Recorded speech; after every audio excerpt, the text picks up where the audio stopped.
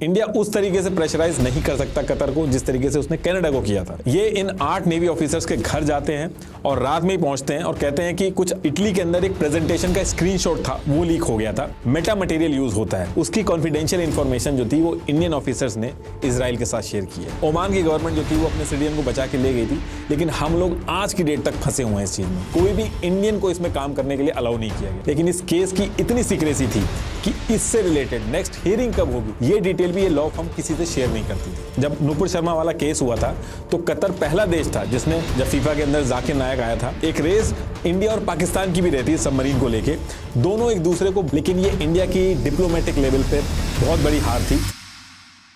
देखिए, इंडिया के 8 retired navy officers को, और वो भी ऐसे ऑफिसर्स जिसमें से कोई गोल्ड मेडलिस्ट है, किसी को प्रवासी भारतीय सम्मान मिला हुआ है, इनको कतर के अंदर डेथ पेनल्टी दे दी गई है। ये चीज किसी भी कंट्री के लिए कोई छोटी बात नहीं है। ये मामला क्या है और इस पूरे इंसिडेंट से इजराइल का क्या लेना देना है, इंडिया की तरफ से जो इसके लिए स्टेप्स लिए गए हैं, क्या उनसे इस सजा को टाला जा सकता है, ये नेवी ऑफिसर्स वहां पे करने क्या गए थे, और कतर की सबमरीन्स की डिटेल शेयरिंग करने वाले इशू में हमारे इंडियन नेवी ऑफिसर्स का नाम कैसे आ गया, तो एक्चुअल में हुआ क्या है, छोटी से छोटी डिटेल्स हम इस वीडियो में डिस्कस करेंगे। कतर में 8 भारतीयों को मौत की सजा। ये 8 लोग नौसेना के पूर्व अधिकारी हैं। Have been in continuous touch with the Qatari government. I assure you that they are very much strongly in our priorities. देखिए, आगे बढ़ने से पहले मैं अपने आज के स्पॉन्सर कोडिंग इन्वेडर के बारे में आप सबको बताना चाहूंगा। इन्फ्लेशन और रिसेशन की वजह से salary hike and job unsatisfaction peak पे है, and career switch is the only solution. अब करियर स्विच करने से पहले काफी चीजें रिसर्च करनी होती है, जैसे scope of field, job demand वगैरह, और इस सब के हिसाब से डेटा एनालिस्ट का रोल काफी हाई डिमांड में है, क्योंकि पूरी दुनिया डेटा ड्रिवन हो चुकी है। चाहे एंटरटेनमेंट हो या फिर फाइनेंशियल फील्ड, हर जगह डेटा एनालिसिस की जरूरत पड़ती है। तो क्यों ना आप भी डिमांडेड करियर में एंट्री लें कोडिंग इन्वेडर के साथ। सिर्फ Naukri.com पे 15 लाख से ज्यादा वैकेंसीज हैं और कोडिंग इन्वेडर का 93% प्लेसमेंट का रेट है। 20,000 से ज्यादा स्टूडेंट्स ऑलरेडी पढ़ रहे हैं। इनकी career service team course completion के बाद आपको इंटरव्यू और प्लेसमेंट में पूरी हेल्प करती है। तो अगर आप भी एक अच्छा डेटा एनालिस्ट बनना चाहते हैं तो कोडिंग इन्वेडर्स का डेटा एनालिस्ट कोर्स ज्वाइन करके बन सकते हैं। तो click on the link in the description और दिवाली स्पेशल डिस्काउंट लेके आप 27% कम प्राइस पे ये कोर्स ज्वाइन कर सकते हैं। Use my coupon code NR27। तो टॉपिक पे वापस आते हैं। देखिए, ये है इंडिया और इधर ये वेस्ट में है कतर। ईयर 1916 से कतर जो था वो ब्रिटिशर्स के अंडर में था और काफी गरीब भी था। उस टाइम पे ये लोग पर्ल ट्रेड और फिशिंग करते थे, लेकिन जब ईयर 1939 आया तो इनकी किस्मत चमक जाती है। ये वो टाइम था जब ब्रिटिशर्स की मदद से कतर के जेबल दुकन एरिया में ऑयल डिस्कवर हुआ। ये कतर के साउथ वेस्टर्न कोस्ट की तरफ था। अब इसके बाद ईयर आता है 1971 और इस ईयर में ब्रिटिशर्स कतर से चले जाते हैं, इधर ब्रिटिशर्स जाते हैं और सेम ईयर 1971 में कतर का सबसे बड़ा जैकपॉट लगता है जब पर्शियन गल्फ में नेचुरल गैस फील्ड डिस्कवर होती है और ये एरिया मोस्टली कतर के इकोनॉमिक जोन में आता है। अब देखिए, पहले तो कतर की सारी प्रोडक्शन ब्रिटिश आर्मी देखती थी, लेकिन जब ब्रिटिशर्स 1971 में चले गए तो कतर जो था वो एक तरह से सऊदी अरेबिया का जागीर राज जैसी वेसल कंट्री जो होती हैं उसकी तरह एक्ट करने लगा था, मतलब कि सऊदी की छत्र छाया में रहता था। लेकिन जब कतर के पास नेचुरल गैस और ऑयल डिस्कवर हुआ तो कतर के पास पैसा आया और इनके किंग थे हमद बिन खलीफा अल थानी। उन्होंने सऊदी की छत्र छाया को छोड़ा और एक इंडिपेंडेंट कंट्री की तरह काम करना चालू किया, अपनी सिक्योरिटी वगैरह खुद संभालनी शुरू की। अब ये बात सऊदी को पसंद तो नहीं आ रही थी, लेकिन कतर ने धीरे धीरे अपनी सिक्योरिटी वगैरह बढ़ाना चालू किया। अब देखिए, अकेले कतर के लिए पूरे देश की सिक्योरिटी संभालना आसान नहीं था। पैसा तो था कतर के पास, लेकिन पॉपुलेशन बहुत कम थी। आज की डेट में भी कतर की टोटल पॉपुलेशन 26 लाख के आसपास है, इंडिया की एक सिटी के बराबर। अब इतनी कम पॉपुलेशन में आप कितना भी पैसा लगा दो, लोग कम रहते हैं तो सिक्योरिटी मेंटेन करना मुश्किल हो जाता है। तो इन्होंने क्या किया कि इन्होंने बाहर से कॉन्ट्रैक्ट पे अपनी सिक्योरिटी मेंटेन कराना चालू की। फिर आगे चल के इन्होंने यूएस के साथ डिफेंस कॉपरेशन एग्रीमेंट किया और यूएस को कतर ने एयरबेस बनाने के लिए इन्वाइट किया। और जब इन्वाइट किया तो यूएस ने कतर के अंदर अल उदेद एयरबेस बनाया, जो कि आगे चल के 10,000 से ज्यादा यूएस ट्रूप जो थे उनका रहने का ठिकाना बना। कतर के जो आसपास के देश थे उनको भी ये सब चीजें पसंद नहीं आ रही थी, लेकिन यूएस का पूरा हाथ था कतर पे। इनफैक्ट आज भी कतर यूएस का टॉप नॉन नेटो अलाय है और उस टाइम पे यूएस जो था उसके भी सऊदी से इतने अच्छे रिश्ते नहीं थे, लेकिन जब कतर ने यूएस को अपना एयरबेस दिया था तो यूएस की लॉयल्टी भी जीती थी। ऐसे ही कतर और यूएस बहुत ही क्लोज अलाय बने और ऐसा नहीं था कि जो कतर था वो सिर्फ और सिर्फ यूएस पे ही डिपेंडेंट था। इन्होंने बाकी कंट्रीज के साथ भी मल्टीपल सिक्योरिटी एग्रीमेंट्स किए, अपनी नेवल सिक्योरिटी को स्ट्रॉन्ग किया, कई प्राइवेट कंपनीज के साथ भी टाई अप करके अपनी सिक्योरिटी को मेंटेन करवाया। अब अगर आप कतर का एरिया देखोगे तो 35,000 स्क्वायर किलोमीटर से भी ज्यादा जो कतर का बॉर्डर एरिया है वो सी से घिरा हुआ है। और कतर की जो नॉर्थ नेचुरल गैस फील्ड है वो कतर की लाइफलाइन है। तो कतर के लिए उसकी नेवल सिक्योरिटी हमेशा से प्रायोरिटी पे रही है। और फिर आगे चल के जब ऐसे ऐसे इंसिडेंट सामने आए जहां पे बाल्टिक सी के नॉर्थ स्ट्रीम पाइपलाइन वगैरह थे, वहां पे अटैक वगैरह देखा कतर ने, तो उसने अपनी नेवल सिक्योरिटी पे और पैसा लगाया, सिक्योरिटी को आउटसोर्स किया, अलग अलग वॉरशिप वगैरह की डील की, कई नेवल ट्रेनिंग तो इंडिया ने खुद करवाई है वहां पे। देखिए ये सारी चीजें चल रही थी। इसी बीच में साल आता है 2014 और कतर की एक नेबरिंग कंट्री है ओमान, उसकी रॉयल ओमान एयरफोर्स का एक retired squadron leader Khamis Al Ajmi एक डिफेंस कंसल्टेंसी खोलता है जिसका नाम था Dahra Global Technologies and Consultancy Services. इसका जो फिजिकल ऑफिस था वो मस्कट में था ओमान के, और इसकी एक ब्रांच जो थी वो कतर के दोहा में भी खुली थी। अब क्योंकि डिफेंस कंपनी थी तो काफी बड़ी कंपनी थी, इसको फंडिंग वगैरह भी काफी मिली हुई थी। इस कंपनी का काम था डिफेंस सर्विस प्रोवाइड करना, मिलिट्री इक्विपमेंट की ट्रेनिंग देना, लॉजिस्टिक्स, आर्म फोर्स को मेंटेनेंस सर्विस देना। तो इस कंपनी का जो ओनर था वही सीईओ भी था और वो खुद रॉयल ओमान एयरफोर्स से रिटायर था, तो उसको भी बहुत नॉलेज थी डिफेंस वगैरह की। तो ये कंपनी खोलने के बाद खमीस क्या करता है, ये कतर के मेजर जनरल तारिक खालिद अल को प्रपोजल बना के भेजता है कि आपकी जो कतर एमेरी नेवल फोर्सेज है QENF, इसकी मेंटेनेंस और ट्रेनिंग सर्विसेज जो है वो आप हमें दे दो। और खमीस का जो ये प्रपोजल था कतर जो है वो सेम ईयर में एक्सेप्ट कर लेता है। तो ये जो कंपनी थी ये कतर गवर्नमेंट के साथ मिलकर काम करना चालू करती है। और इस कंपनी की जो वेबसाइट थी, अभी तो इसको चेंज कर दिया गया है, लेकिन पहले जो वेबसाइट थी उस पे मेंशन किया गया था local business partner of Qatar's government agency including defence. तो कतर गवर्नमेंट जब इस कंपनी को प्रोजेक्ट दे देती है तो ये कंपनी क्या करती है 2015 से 2016 के बीच में बहुत तेजी से हायरिंग स्टार्ट करती है ऑल ओवर वर्ल्ड में। अब डिफेंस की कंपनी है तो आम जनता को शिप वगैरह का इतना नहीं पता होता है, तो ये लोग ऑल ओवर वर्ल्ड के जो रिटायर्ड नेवल ऑफिसर्स थे उनको हायर कर रहे थे। और सेम ईयर में इन लोगों ने 75 से भी ज्यादा इंडियन ओरिजिन के जो ऑफिसर्स थे उनको रिक्रूट किया। इन 79 इंडियन ऑफिसर्स में से 8 ऑफिसर जो थे वो इस कंपनी में सीनियर लेवल पे ज्वाइन करते हैं और इन्हीं 8 ऑफिसर्स के ऊपर ये पूरा केस चलता है। अभी आगे बताऊंगा मैं। ये सारे लोग जो हायर हुए थे इंडिया से, इनमें टॉप पे थे कमांडर पुरनेंदु तिवारी, जिनको इस कंपनी में as a managing director hire किया गया था। ऐसे ही बाकी 7 जो थे उसमें से 3 नवतेज सिंह गिल, कमांडर सुगुनाकर पकाला और कैप्टन BK वर्मा, ये इस कंपनी में नेवल डायरेक्टर बनते हैं। और बाकी जो कमांडर अमित नागपाल, SK गुप्ता और कैप्टन सौरभ वशिष्ठ जो थे वो एग्जीक्यूटिव रोल पे हायर होते हैं।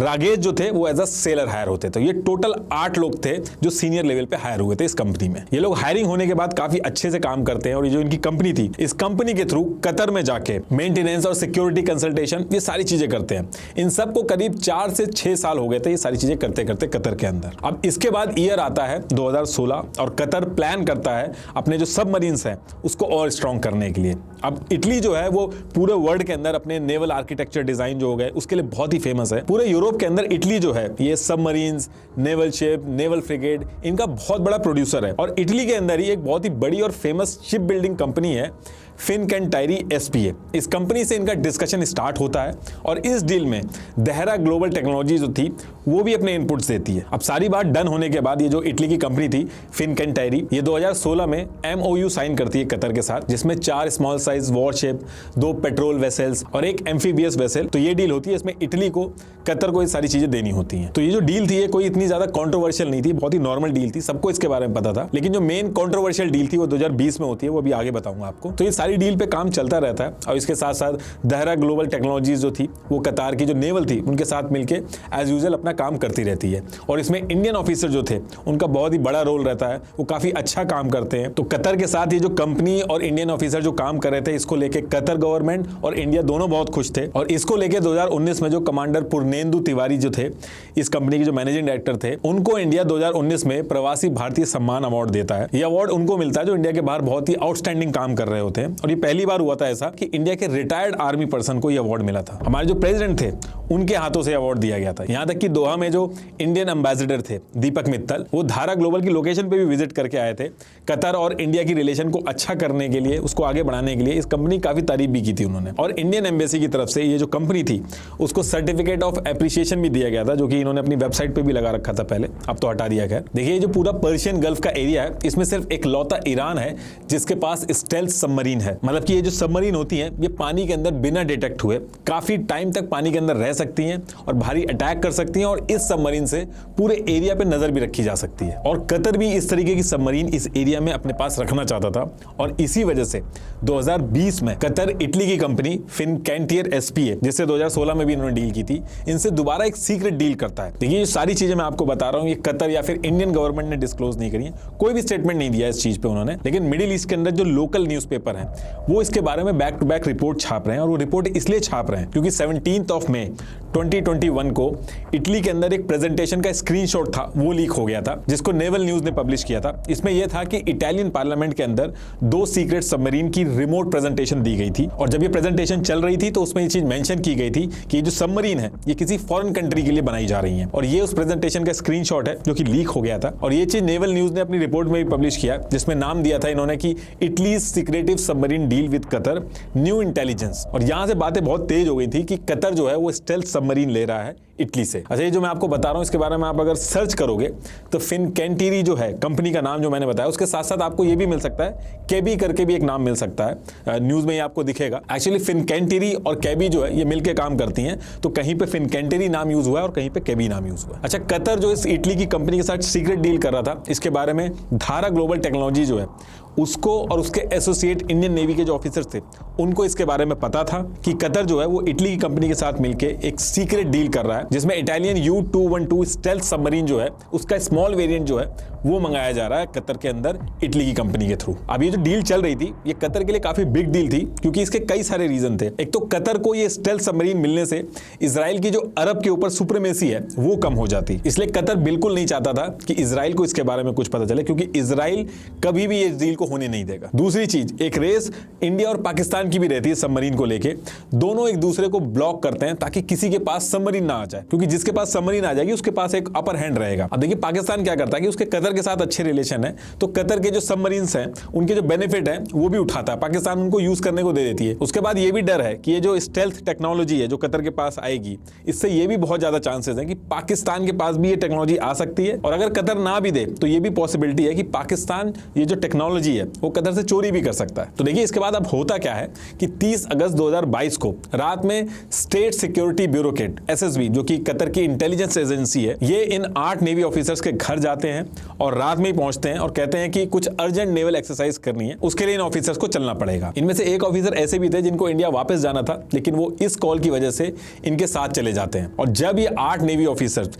इस कतर ऑफिशियल्स के साथ जाते हैं तो कतर ऑफिशियल इनको ले जाने के बाद इनको जेल में डाल देते हैं, और जेल भी ऐसी नॉर्मल जेल में नहीं डालते हैं, एक सेपरेट जेल में इनको बंद किया जाता है। आपस में इनको मिलने नहीं दिया जाता है, ये लोग आपस में बात नहीं कर सकते हैं, और ना ही फैमिली और ना ही इंडियन एम्बेसी को इसके बारे में कुछ भी बताया जाता है।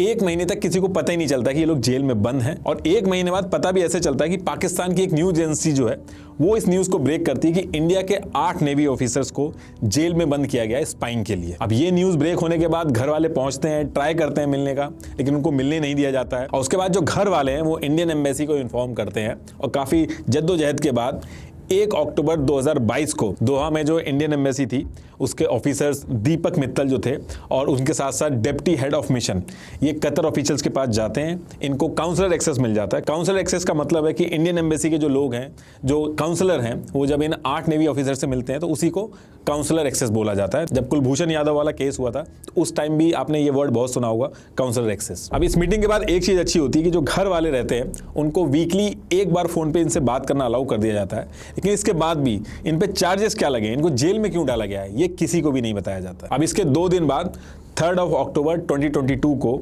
धारा कंपनी का जो मालिक था खसीम अल अजमी, उसको इनके बारे में पता चलता है। वो ओमान से कतर पहुंचता है और जैसे ही वो कतर पहुंचता है ये लोग उसको भी गिरफ्तार कर लेते हैं। इसके बाद इंडियन एम्बेसी के जो लोग हैं वो मल्टीपल टाइम्स मीटिंग करते हैं कतर ऑफिशियल्स के साथ, इनकी गवर्नमेंट के साथ, कि इनको रिलीज कर दिया जाए, लेकिन कतर ऑफिशियल जो इनके रिलीज है उसके लिए साफ मना कर देते हैं और कहते हैं कि इनके पास प्रूफ है कतर और इटली की जो सीक्रेट डील हो रही थी उसके बारे में इन्होंने इजराइल को बताया। और उसके बाद ये भी कहते हैं कि जितनी भी चीजें बता रहे हैं, ये सारी चीजें इन्होंने इलेक्ट्रॉनिक कम्युनिकेशन से इंटरसेप्ट की हैं कि ये जितने भी लोग हैं, जितने भी इंडियन नेवी के जो ऑफिसर्स हैं, ये स्पाई कर रहे थे और इजराइल को डिटेल्स भेज रहे थे। कतर ऑफिशियल्स ने ये भी बोला कि ये जो सबमरीन की स्टेल्थ कैपेबिलिटी बढ़ाने के लिए, उसको एनहेंस करने के लिए मेटा मटेरियल यूज होता है, उसकी कॉन्फिडेंशियल इंफॉर्मेशन जो थी वो इंडियन ऑफिसर्स ने इजराइल के साथ शेयर की है। ये सारी चीजें जो है वो न्यूज में चल रही होती हैं, लेकिन इजराइल की तरफ से एक भी बयान नहीं आता है। इनफैक्ट आज की डेट तक इजराइल की तरफ से इस पर कोई बयान नहीं आया। अब देखिए, कतर के अंदर ये जो सारी चीजें चल रही थी, यहाँ पे इंडिया के अंदर लोगों को इसके बारे में ज्यादा नहीं पता था, लेकिन लोगों को पता चलता है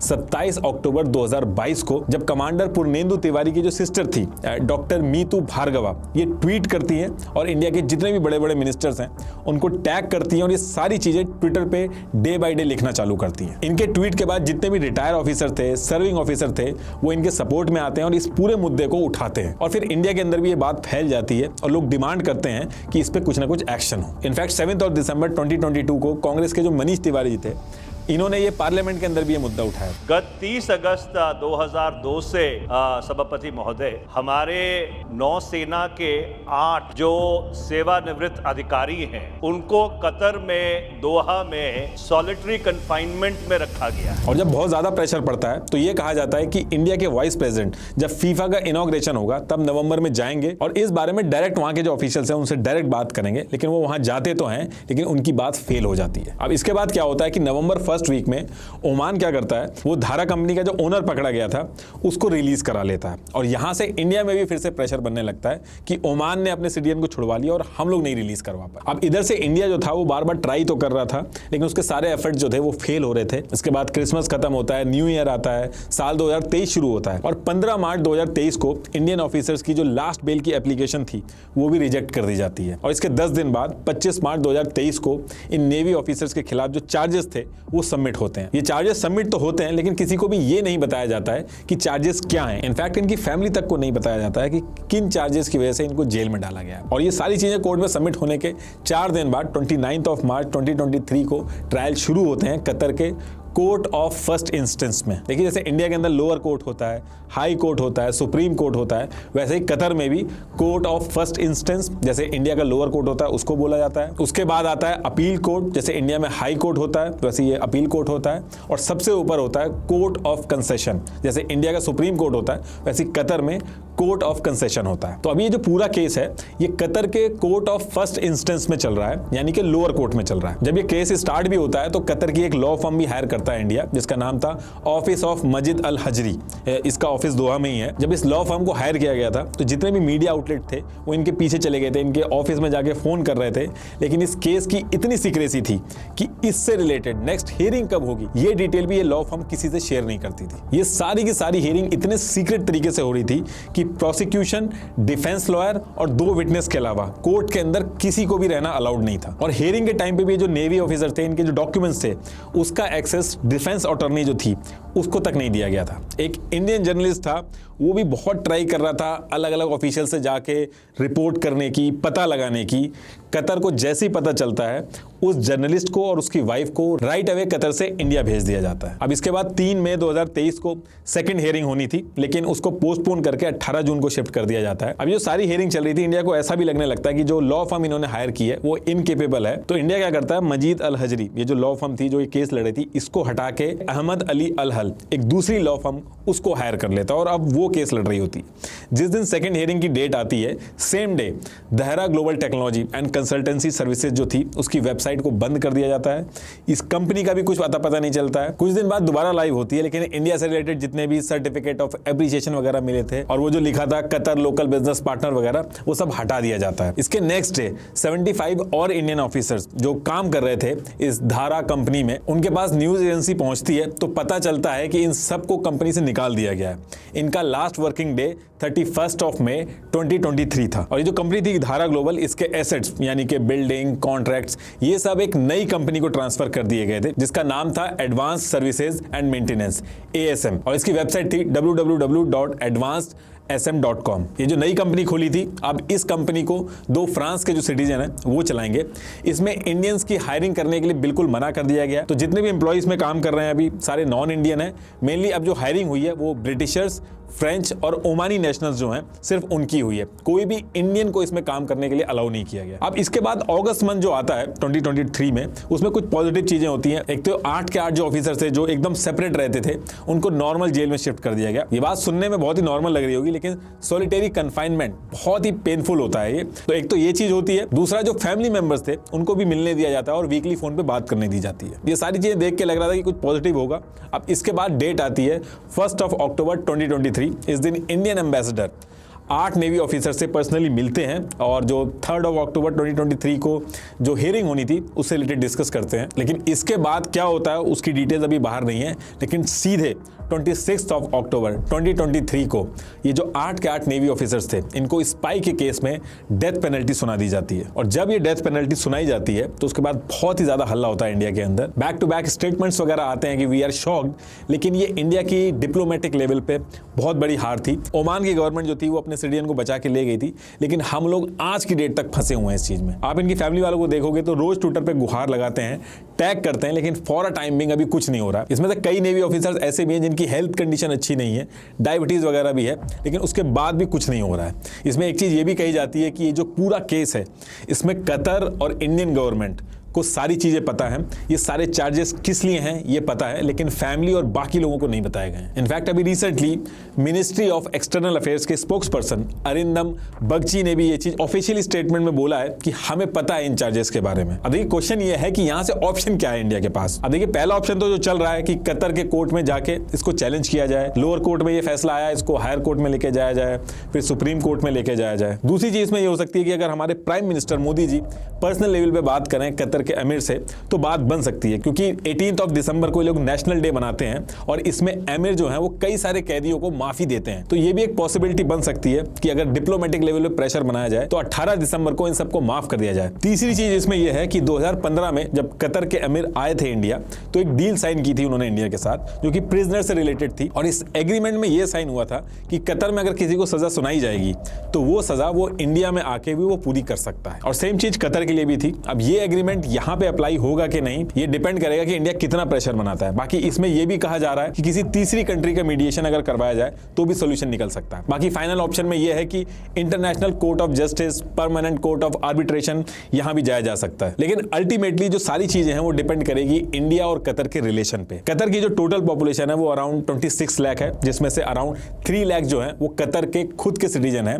बाकी इंडियन जो है वहां पे वो 7 लाख से भी ज्यादा इंडियंस रहते हैं वहां पे। तो कतर का जो वर्क फोर्स है वो काफी हद तक इंडियंस पे भी डिपेंड करता है। मेनली जो कंट्री के रिलेशंस होते हैं वो ट्रेड पे डिपेंड करते हैं। अगर ट्रेड अच्छा होता है तो कंट्री के रिलेशन भी अच्छे होते हैं। और अगर ट्रेड की बात करें तो India mainly LNG, LPG, petrochemical ये इंपोर्ट करता है कतर से। कतर करीब $16.81 बिलियन का एक्सपोर्ट करता है इंडिया को। वहीं कतर से इंडिया सिर्फ $1.97 बिलियन का इंपोर्ट करता है, वो भी mainly cereals, fruits, steel articles वगैरह इन सब में ही करता है। तो ट्रेड में जो इंडिया की डिपेंडेंसी है वो ज्यादा है कतर के ऊपर। इंडिया कतर का 4th सबसे बड़ा एक्सपोर्टर है, और जब से यूक्रेन रशिया वॉर स्टार्ट हुई है इसमें डिपेंडेंसी जो इंडिया की है वो कतर के ऊपर और ज्यादा बढ़ गई है। इसके साथ साथ इंडिया कतर के जो रिलेशन है वो अच्छे ही रहे।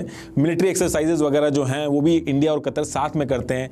जेर अल बहर नाम से इंडिया कतर की नेवी ज्वाइंट एक्सरसाइज भी होती है। इंडिया और कतर के जो कोस्ट गार्ड्स हैं वो रेगुलरली विजिट भी करते हैं एक दूसरे को। कतर की QENF डेलीगेशन जो है वो 2 मैरीटाइम एक्सरसाइजेस में पार्टिसिपेट कर चुकी है लास्ट 2 साल में।